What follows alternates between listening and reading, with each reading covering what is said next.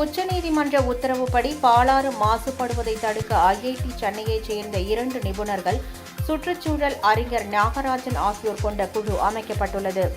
தோல் பதனிடும் தொழிற்சாலைகளில் இருந்து வெளியேற்றப்படும் கழிவுகளால் வேலூர், ராணிப்பேட்டை, திருப்பத்தூர் மாவட்ட பாலாற்றில் கடும் மாசு ஏற்பட்டுள்ளது. எனவே இந்த தொழிற்சாலைகளை மூட உத்தரவிடக் கோரியும், மாசுபாட்டை தடுக்க உரிய நடவடிக்கை எடுக்க கோரியும் உச்சநீதிமன்றத்தில் வேலூர் சுற்றுச்சூழல் கண்காணிப்பு குழு சார்பில் வழக்கு தொடுக்கப்பட்டுள்ளது. இந்த வழக்கு உச்சநீதிமன்றத்தில் நீதிபதிகள் JP பார்திவாலா மற்றும் KV விஸ்வநாதன் ஆகியோர் அடங்கிய அமர்வில் விசாரணைக்கு வந்தது. இருதரப்பு வாதங்களையும் கேட்டறிந்த நீதிபதிகள் பாலாறு மாசுபாடு குறித்து தணிக்கை செய்ய ஒரு குழுவை அமைத்து நீதிபதிகள் உத்தரவிட்டனர்.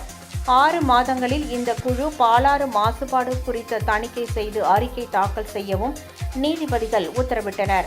முதல் அறிக்கையை பார்த்த பிறகு அடுத்த ஆய்வை எவ்வளவு கால இடைவெளியில் மேற்கொள்ள வேண்டும் என்பது தொடர்பாக முடிவு எடுக்கப்படும் எனவும் நீதிபதிகள் தெரிவித்து வழக்கு விசாரணையை 6 மாதங்களுக்கு ஒத்திவைத்து உத்தரவிட்டனர்.